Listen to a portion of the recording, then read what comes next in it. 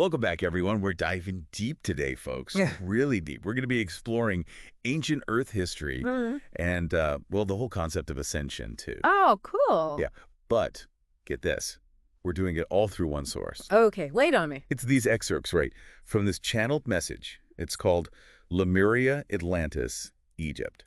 Ancient Earth History and Ascension. That's a mouthful. It is. It is. And it's from, well, he claims to be an extraterrestrial being named Ashtar. Okay, so we're going full cosmic here. Yeah, totally. But listen, we're not trying to prove or disprove anything, okay? We just want to see what this Ashtar has to say, you know? Explore the narrative, all the info about Lemuria, Atlantis, Egypt. Right, those are big ones for sure. Like legendary civilizations almost. Exactly. Oh. So much mystery surrounding them. And one thing Ashtar really stresses right off the bat is this idea of observation, but without judgment. Interesting. Yeah, especially now in what he calls the end times. He even says it's like crucial for holding on to your personal power. What do you make of that? Hmm. Well, judgment, it can be pretty draining when we're constantly judging others, like whether it's their political views or even just like their taste in music. We're kind of giving our energy away to that, you know? Yeah, feeding that negativity. Exactly. Ashtar's suggesting that by just observing, without getting all wrapped up in judgment, we keep our power, stay centered. That resonates with me. Like, have you ever gotten into one of those pointless arguments online, just leaves you feeling drained? Oh, for sure. Totally. So maybe Ashtar's onto something.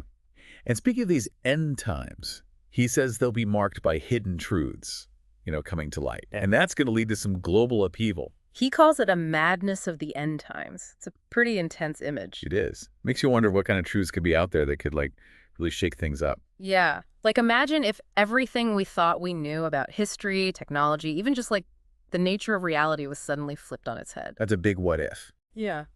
It would definitely cause some serious psychological and societal shock, right? People feeling lost, confused, maybe even angry could lead to some real instability. Wow.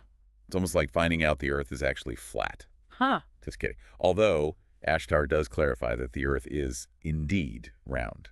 Thankfully. Right. But, okay, let's move on to Lemuria. Ashtar paints this picture of a super advanced civilization. They had teleportation, dematerialization, even communication with other dimensions. It's amazing what the human imagination can come up with. I know, right? And he talks about this concept of seeding, like extraterrestrial races influencing and accelerating the development of these ancient civilizations. So, suggesting that Lemuria, with its advanced technology and spirituality, was kind of like given a boost by beings from other star systems? Yeah, that's the idea. And there's some really interesting details about the Lemurians themselves. Some were said to be over 5 meters tall. Wow, that's huge. I know, right? And their technology, it's like something out of science fiction. Makes you wonder what other secrets are hidden in our planet's past. Definitely. But even with all this, Ashtar makes it clear that Lemuria wasn't a perfect paradise. Right, no civilization is. Exactly. He suggests that internal conflicts, like the kind we see today, eventually led to their downfall. So even with advanced technology and spiritual wisdom, they couldn't escape the pitfalls of ego and power It struggles. seems that way. A real cautionary tale, don't you think? Absolutely. And Ashtar describes their end as pretty dramatic. Volcanic eruptions, tectonic shifts, the whole continent breaking apart and sinking into the ocean. A sudden, catastrophic end. Quite a contrast to Atlantis, which Ashtar says sank much more gradually. I wonder if the way a civilization ends reflects its inner turmoil. But okay, enough about Lemuria for now. Let's shift gears and talk about Atlantis. Okay, bring on the Atlanteans. So Ashtar describes Atlantis as another technologically advanced civilization. But this time, he says it was seeded by multiple extraterrestrial races. The Pleiadians, Syrians, Andromedans. Wow, a real mix of cosmic influences. Right. Each race bringing its own unique contributions, shaping Atlantis in different ways. He even calls Atlantis a kind of mother to the planet. A mother? How so? He says it was nourishing other continents with energy from its crystal pyramids. Can you imagine? A civilization so advanced they could impact the whole planet on an energetic level. That's a pretty mind-blowing concept. Isn't it? And get this, he connects the Bermuda Triangle to the sunken city of Atlantis. The Bermuda Triangle. Yeah, he suggests that the energy from the main crystal pyramid might be causing time distortions and disappearances, even today. So like Flight 19, the planes that vanished back in the 40s. That's one example he mentions. It's like the energetic remnants of Atlantis are still out there impacting our world. Wow. Okay, so unlike Lemuria, Atlantis sank in stages, 5 stages, according to Ashtar. Right, a much slower decline. And he blames their downfall on a few things. Negative extraterrestrial factions infiltrating Atlantis, their leaders becoming corrupted by power, and, well, the misuse of advanced technology. It's like that saying, power corrupts. Seems like it applies even to civilizations with incredible technology and spiritual knowledge. Yeah, makes you think about the responsibility that comes with power, no matter how advanced a society might be. For sure. And this next part is, well, it's pretty wild. Ashtar claims that the leader of Germany in World War II was actually a reincarnation of a specific Atlantean leader. Whoa, hold on. So he's saying this leader was trying to, like, finish what he started in Atlantis. That's the implication. And he even goes so far as to connect the events of 9/11 to the energetic remnants of Atlantis. Okay, that's a lot to digest. It is a lot to unpack. Maybe we should take a moment to process all of this before we dive into Egypt. So Lemuria, Atlantis, gone. But what about ancient Egypt? How does that fit into all of this? Oh, Egypt's key. Ashtar says it inherited wisdom from both those lost civilizations. No, really? Like a bridge? Yeah, survivors from Lemuria and Atlantis, they went there, brought their knowledge, their traditions. So Egypt's like this repository of ancient wisdom then? That's how he portrays it. And one example that's a really vivid one is the story of the sacred white flame of Ascension. Oh, I've heard of that. The flame was like physically carried from Atlantis to Egypt, right? Exactly. Not just like knowledge passed down, but an actual object, sacred, moved. Wow, that's quite an image. Right. It wasn't just like thoughts and ideas. It was like taking action. Ashtar really stresses that physical action, even in like spiritual matters. He does.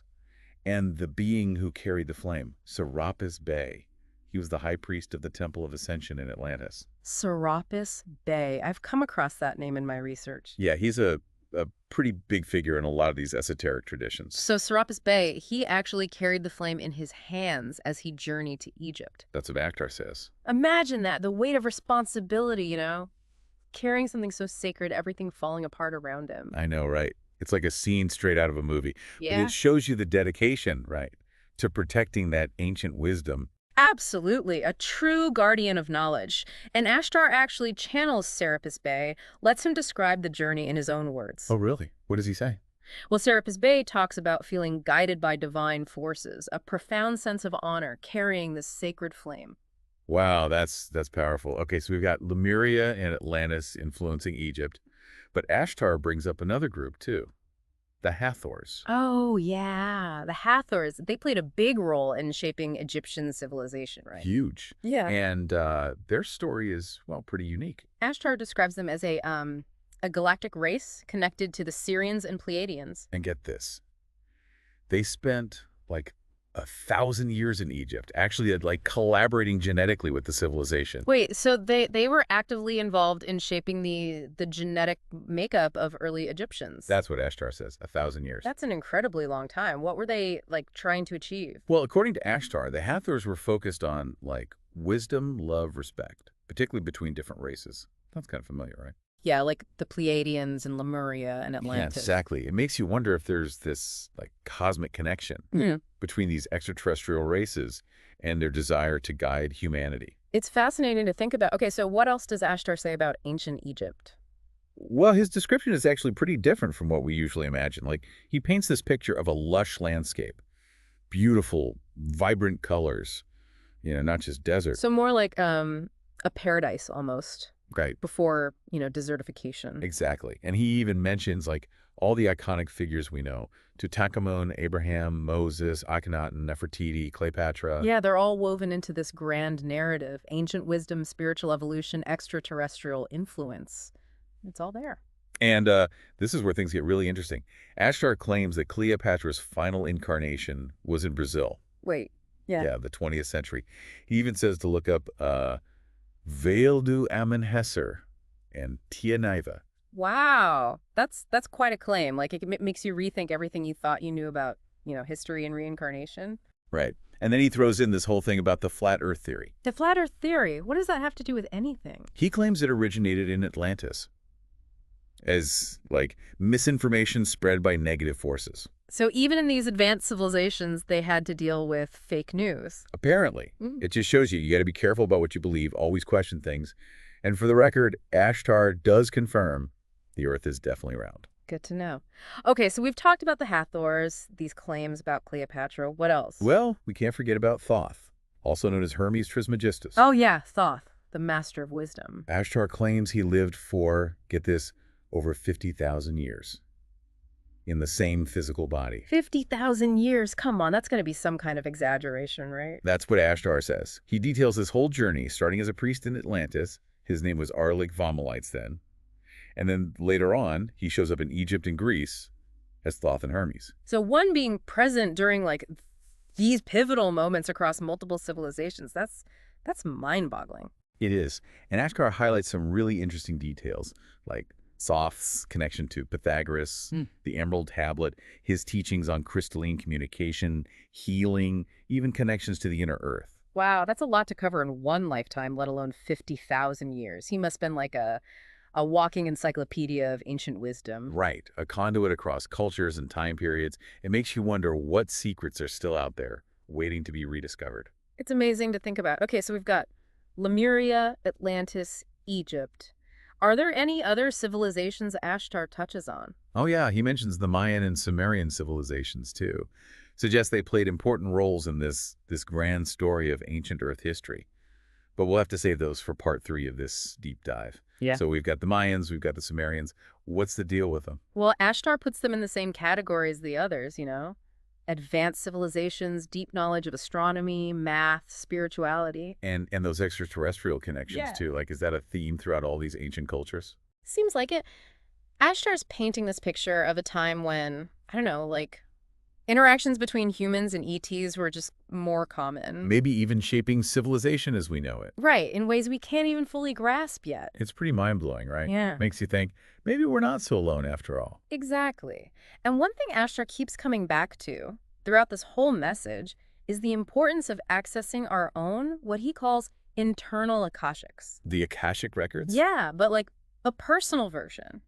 He's talking about this library inside each of us, containing records of our past lives, all our experiences. So it's not just about, like, studying these ancient cultures from the outside. Nope. He's saying the key is to look within. To tap into that inner knowing. Exactly. It's like everything's connected, right? We're all part of this huge cosmic tapestry. And by exploring these ancient stories and really connecting with our own inner wisdom, we can start to see those connections more clearly. I like that. So as we're wrapping up this deep dive into Ashtar's message, what would you say is the biggest takeaway? I guess it's an invitation to be more open-minded, to expand our view of history, of human potential, of our place in the universe. You know, not to be limited by those conventional narratives. It's like to really consider the possibility of these ancient civilizations being much more advanced than we thought. Right. And maybe even connected to extraterrestrial races in ways we're only beginning to imagine. It's a lot to ponder. What if they really were more connected? And what does that mean for how we understand ourselves, you know, humanity's place in all of this? It's a huge question, and honestly, we might never have all the answers. But the journey of exploring it, it's pretty incredible in itself. I agree. Just delving into these stories, engaging with these concepts, it opens up so many possibilities. And ultimately, it helps us understand ourselves and the universe a little bit better. So well said. Maybe the answers are already within us, just waiting to be discovered. Thanks for taking this wild ride with me.